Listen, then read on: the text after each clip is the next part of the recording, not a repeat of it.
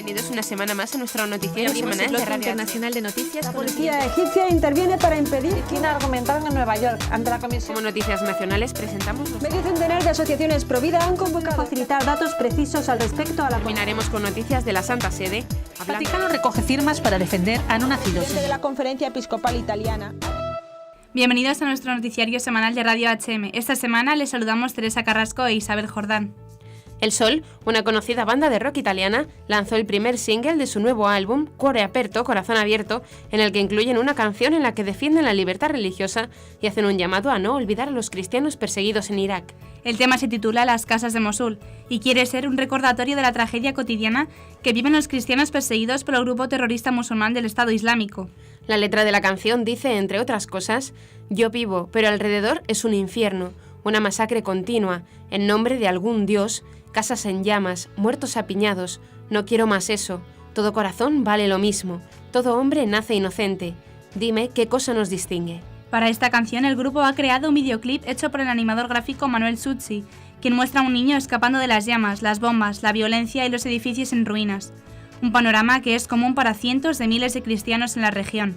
En 2008, el vocalista de The Sun, Francesco Lorenzi, se convirtió al catolicismo dando un giro de 180 grados a la temática de sus canciones, a pesar incluso de que esto los hizo perder el contrato que tenían con su antigua casa discográfica. En una entrevista concedida al diario italiano Avvenire, Lorenzi explicó que el nuevo single nació después de conocer el asesinato del profesor Mohamed al-Asali, un docente de la Universidad de Mosul, asesinado por defender la libertad de los cristianos. Allí se muere y aquí se calla. Occidente parece ser indiferente ante estas masacres inaceptables perpetradas por ISIS contra musulmanes, judíos y cristianos. Es un silencio que además en mi mundo, el musical, es todavía más injustificado. Por nuestra parte hemos decidido no ser cómplices ante este silencio, añadió el vocalista. Precisamente para no permanecer indiferentes, desde el domingo pasado, en respuesta a la invitación de la Conferencia Episcopal Española, ha estado rezando por los cristianos perseguidos. De esta manera, la Iglesia de España quiere mostrar su cercanía a los hermanos en la fe perseguidos en las 4 esquinas del planeta, en total unos 200 millones de cristianos en todo el mundo. Actualmente los cristianos son perseguidos particularmente en Oriente Medio, Asia y África.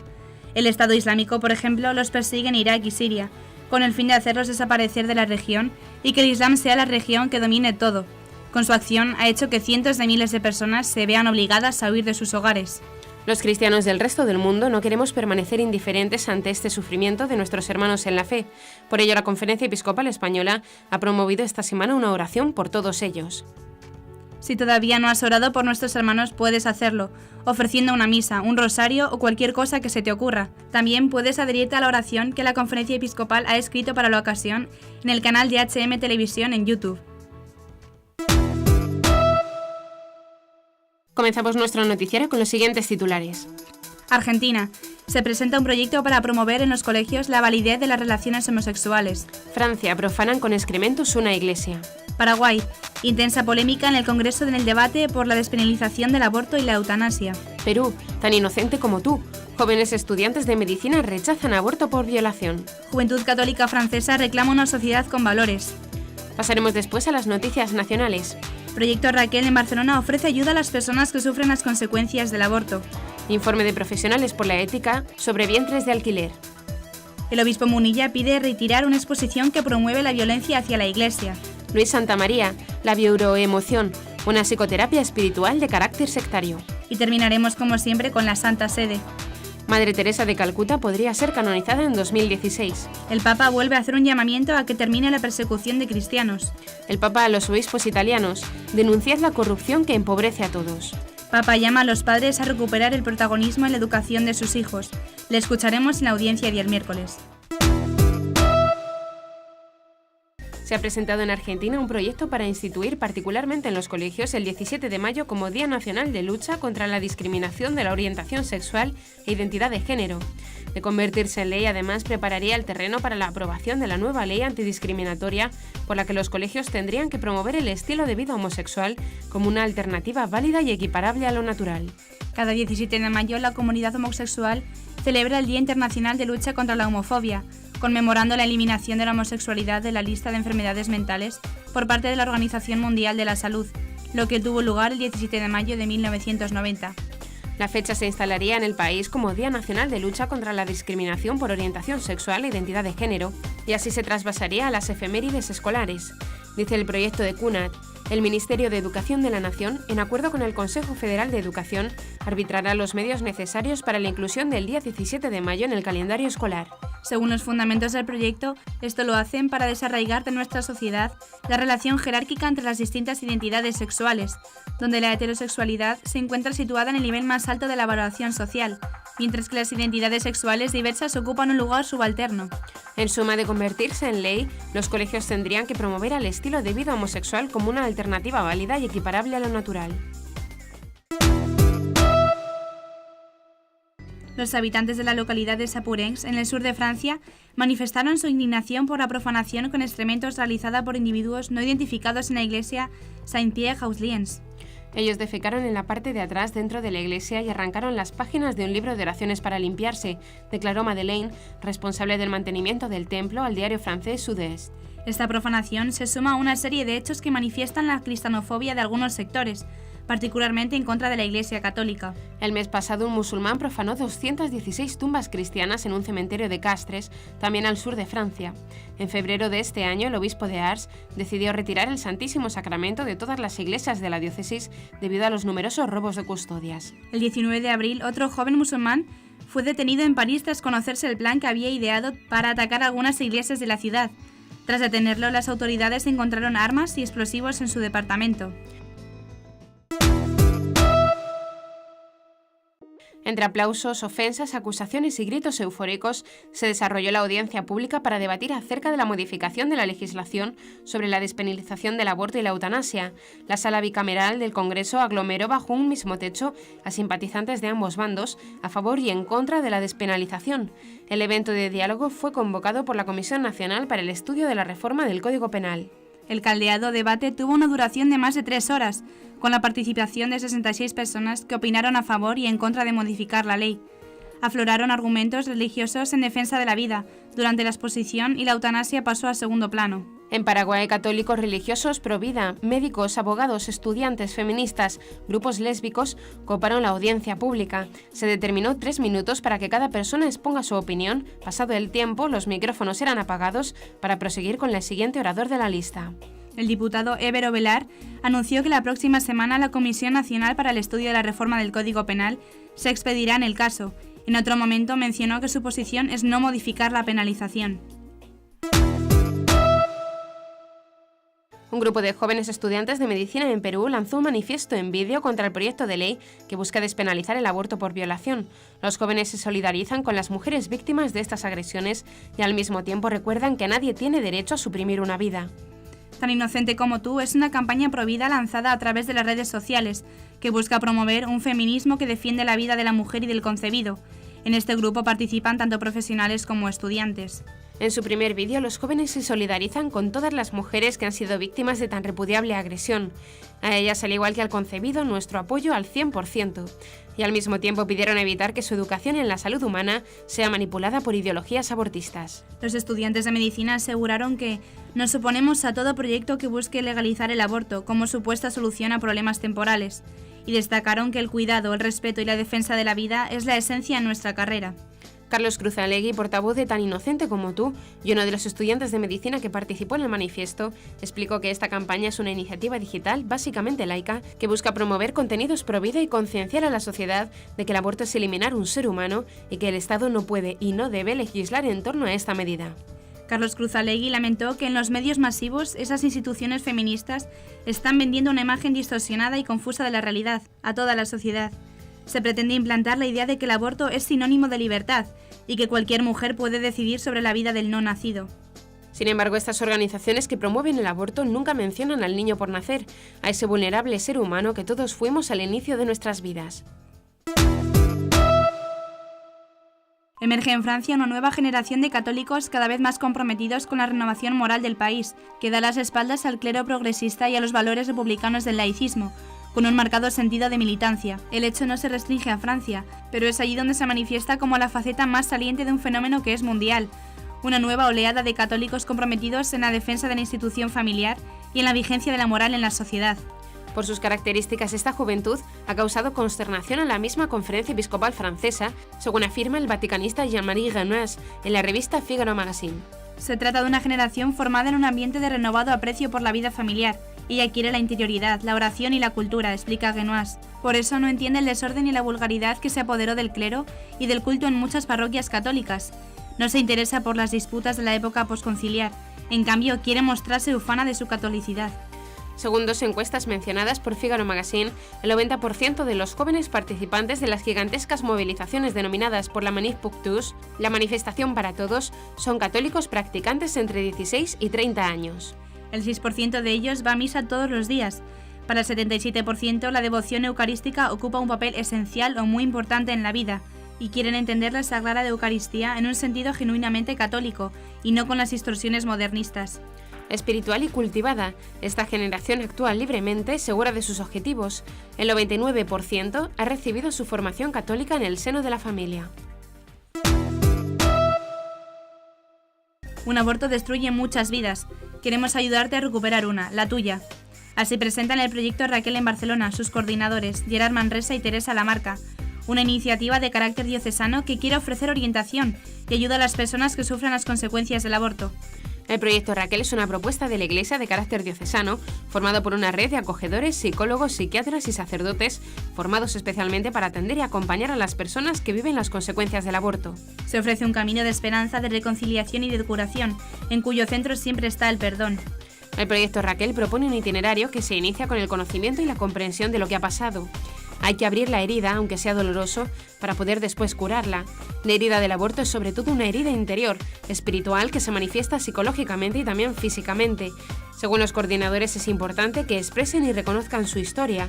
Hay que superar los mecanismos de defensa y abrirse a la verdad. A partir de aquí, los consejeros, con el apoyo de especialistas, guían el camino hacia la reconciliación. Una vez recibido el perdón de Dios, queda aún otro paso importante. Hay que pasar el duelo y reconciliarse con el bebé. Les ayuda mucho saber que su hijo vive y que les perdona. La experiencia ha demostrado que hay un antes y un después en las personas que han completado el trayecto. Esta semana, Profesionales por la Ética inició la difusión en los medios de comunicación de vientres de alquiler maternidad subrogada, el primer informe interdisciplinar realizado en España que analiza esta práctica, también conocida como gestación por sustitución GPA, así como su situación legal en el mundo y especialmente en el marco europeo. Realizado por Mujer, Madre y Profesional, una iniciativa de Profesionales por la Ética. El informe define la maternidad de alquiler como una nueva forma de explotación de la mujer y de tráfico de personas en la que puede llegar a haber hasta 6 adultos que reclamen la paternidad de cada bebé nacido con este método. En el apartado relativo al daño psicológico, médico y social de la subrogación, el informe demuestra que la maternidad de alquiler convierte a los niños en productos comerciales con control de calidad y a las madres de alquiler en productos de usar y tirar.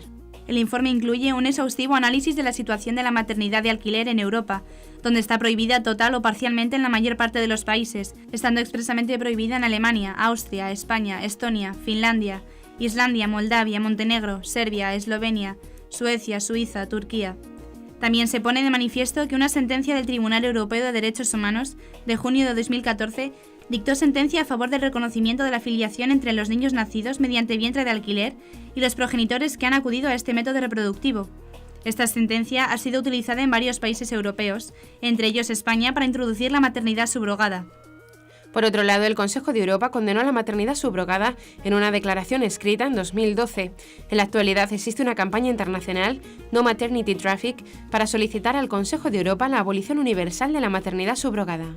Como explica Luisa Peña, portavoz de Madre, Mujer y Profesional, la tendencia en los países occidentales se dirige hacia la aprobación del comercio del cuerpo de la mujer y el tráfico de niños. La presión de los lobbies y el enorme negocio que genera está incidiendo en las instituciones y creando neoderechos a favor del deseo de una parte mínima de la población, al margen de cualquier consideración ética y de la legislación internacional vigente. Peña confirma que el informe es solo un primer paso para informar a la sociedad sobre lo que realmente es la maternidad subrogada y sus consecuencias psicológicas, médicas y sociales. Nuestro objetivo, afirma, es lograr compromisos políticos y resultados jurídicos para abolir esta práctica que vulnera la dignidad humana más elemental, asegura. La iglesia que más brilla es la iglesia que arde, o quemar el Opus Dei Sutara, son algunas de las expresiones que recoge la obra artística expuesta en la Biblioteca Koldo Mitxelena y que estos días se puede contemplar en la Biblioteca Provincial de Guipúzcoa, que depende de la Diputación de Guipúzcoa, gobernada por Bildu. El obispo de San Sebastián, Monseñor José Ignacio Monilla, ha denunciado los ataques contra la libertad religiosa a los responsables políticos de la Diputación de Guipúzcoa, ya que sus expresiones agresivas invitan a ejercer la violencia contra la Iglesia Católica. A pesar de diversos contactos personales mantenidos entre el obispado y la Diputación de Guipúzcoa, sus responsables políticos se han mostrado inflexibles en su decisión de amparar tales ataques a la libertad religiosa. El obispo Munilla se pregunta ante el carácter violento de la exposición si nos podemos imaginar en la exposición de Koldo Mitxelena un grafiti que dijese «La mezquita o la sinagoga que más ilumina es la que más arde». Si somos mínimamente sinceros, sin dejar cegar por la propia ideología, todos reconoceremos que afortunadamente sería impensable tal agravio a los hermanos musulmanes o judíos en un espacio público. El prelado vasco considera que el clima de falta de libertad religiosa que se está generando en nuestro entorno cultural más cercano es debido a la presión de un laicismo agresivo, detrás del cual se esconde la llamada dictadura del relativismo. Tras este tipo de episodios no se esconde un choque entre creyentes y no creyentes, dice Monilla, sino que lo que está en juego es el mismo modelo de convivencia sobre el que hemos de construir nuestra sociedad. Algunas personas y colectivos están dando a conocer las actividades de la denominada bioneuroemoción y su creador, el español Enric Corbera, acusándolos de intrusismo profesional y de penetración en ámbitos de la salud, la universidad y hasta las ONGs e instituciones benéficas. Luis Santamaría del Río, miembro de la Red Iberoamericana de Estudios de las Sectas, responde en un artículo a diversas cuestiones sobre el tema. En primer lugar, explica que en el origen y en el centro de estas supuestas terapias se encuentra Enric Corbera. Para entender su propuesta terapéutica hay que referirse a la denominada Nueva Medicina Germánica, una doctrina cuyo mayor representante es el médico alemán Reich Gerhammer y que encuentra el origen de todas las enfermedades en los conflictos emocionales o en los desequilibrios espirituales. Según sus defensores, el proceso de curación consiste en tomar conciencia de estos conflictos o desequilibrios. Hammer ha sido condenado por la justicia en algunos países, y la Liga Suiza contra el Cáncer afirmó en el año 2001 que su medicina es peligrosa, especialmente porque da a los pacientes una falsa sensación de seguridad, por lo que abandonan los tratamientos efectivos. Junto a todo esto, no hay que olvidar que Enric Corbera utiliza el método de la nueva era, que es totalmente incompatible con la fe cristiana por su carácter gnóstico y panteísta. En una de sus obras, Corbera explica su convicción de que todo lo que vivimos en este mundo es falso, que no hay nada por lo que valga la pena sufrir y sacrificarse, porque nada existe. Dedicar nuestra atención a las cosas de este mundo refuerza la creencia en su existencia, y esto nos mantiene atados al sueño, porque creemos en sus valores. Aun utilizando terminología cristiana, afirma que en verdad el Espíritu Santo es nuestro yo superior, el que está conectado permanentemente con la fuerza universal o Dios. Todo es un sueño y nosotros creamos sus personajes y el mundo mismo. El cuerpo y el mundo no fueron creados por Dios, sino por el Hijo de Dios que se sintió separado del gran Hacedor. Por eso reitera, la sanación de nuestros males radica en nuestra mente. La técnica como tal fue creada por Enric Corbera en 2008 y existe como una marca registrada, ya que la marca Bioneuroemoción se presenta como una filosofía y metodología con identidad propia, según su líder. En cuanto a su funcionamiento, la bioneuroemoción aplica diversas técnicas ampliamente utilizadas como terapias espirituales y de crecimiento personal de la nueva era, la programación neurolingüística, la hipnosis ericksoniana, la sofrología, etc. Además, asume otras teorías como los ciclos biológicos memorizados celulares, el proyecto sentido, el transgeneracional y los rasgos de hermandad. Hay que recordar que en marzo de 2014, el Colegio Oficial de Psicólogos de Cataluña se desvinculó de la bioneuroemoción y de todas las terapias análogas en un comunicado. La Misión Interministerial de Vigilancia y Lucha contra las Derivas Sectarias, organismo del Gobierno de Francia, ha advertido también sobre toda esta familia de pseudoterapias, señalando sus riesgos para la salud física y psíquica de los practicantes. Por parte de la Iglesia Católica, la valoración de estos sistemas de sanación espiritual ha quedado clara en el documento interdicasterial sobre la nueva era, Jesucristo portador del agua viva, donde se afirma que la nueva era implica una creencia fundamental en la perfectibilidad de la persona humana mediante una amplia variedad de técnicas y terapias, en contraposición con la idea cristiana de cooperación con la gracia divina. En propuestas como la bioneuroemoción se defiende que las personas nacen con una chispa divina en un sentido que recuerda el gnosticismo antiguo. Esta chispa la vincula a la unidad del todo, por lo que son esencialmente divinas, si bien participan de la divinidad cósmica según distintos niveles de conciencia. Somos co-creadores y creamos nuestra propia realidad. Por todas estas razones, resulta totalmente desaconsejable cualquier colaboración de organismos y personas de la Iglesia con las actividades de la bioneuromoción, enmarcadas de forma clara en las pseudoterapias espirituales de carácter sectario de la nueva era. El Vaticano consideró una hipótesis de trabajo la posibilidad de la canonización de la Beata Madre Teresa de Calcuta durante el Jubileo Extraordinario de la Misericordia entre el 8 de diciembre de este año y el 20 de noviembre de 2016. La causa de Madre Teresa está aún en marcha y por tanto es prematuro hablar de una fecha establecida para la canonización. Hasta el momento no se tenía noticia de la existencia de un milagro, aprobado por la Iglesia, que sería necesario para poder ser proclamada santa. De todas maneras, el Papa Francisco podría omitir la obligación de la existencia del milagro y proclamarla santa al considerar que existe ya una aclamación popular. Teresa de Calcuta, fundadora de las Misioneras de la Caridad y Premio Nobel de la Paz, fue beatificada el 10 de octubre de 2003 en una multitudinaria ceremonia en el Vaticano, solo 6 años después de su muerte, gracias a una dispensa de Juan Pablo II.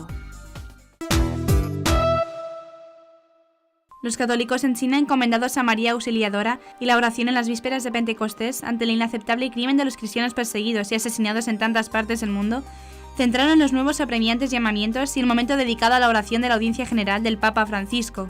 En lo que respecta a China, recordó la proximidad de la fecha propuesta por su amado predecesor, Benedicto XVI, para una jornada de oración de los católicos de todo el mundo por la Iglesia en China, por su comunión de fe en Jesús y por su fidelidad al Papa.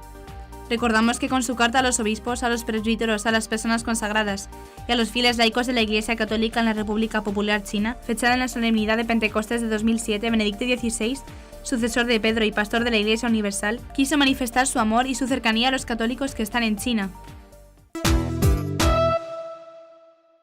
Nuestra vocación es escuchar lo que el Señor nos pide. Consolad a mi pueblo. De hecho, se nos pide que consolemos y ayudemos sin distinción alguna a todos nuestros hermanos oprimidos bajo el peso de sus cruces, acompañándolos sin cansarnos nunca de trabajar para levantarlos con la fuerza que viene de Dios. Así dirigió el Papa Francisco a los obispos de la Conferencia Episcopal Italiana. Anunciar la alegría del Evangelio en un momento histórico tan difícil como el actual supone para los prelados ir a contracorriente, es decir, ser testigos gozosos de Cristo, para transmitir alegría y esperanza a los demás, dijo el Santo Padre, que en su discurso ilustró la importancia de la sensibilidad eclesial, que significa asumir los mismos sentimientos de Cristo, sentimientos de humildad, de compasión, de misericordia, de concreción y de sabiduría. Una sensibilidad que comporta no ser tímidos a la hora de denunciar y luchar contra una mentalidad generalizada de corrupción pública y privada que ha empobrecido sin avergonzarse a las familias y a los jubilados, a los trabajadores honestos, a las comunidades cristianas, descartando a los jóvenes, privados sistemáticamente de cualquier esperanza para su futuro y sobre todo marginando a los más débiles y necesitados. Una sensibilidad eclesial que como buenos pastores nos lleva a salir al encuentro del pueblo de Dios para defenderlo de las colonizaciones ideológicas que lo privan de la identidad y de la dignidad humana. Pidamos al Señor que dé a los padres la confianza, la libertad y el valor necesarios para cumplir fielmente su misión educativa.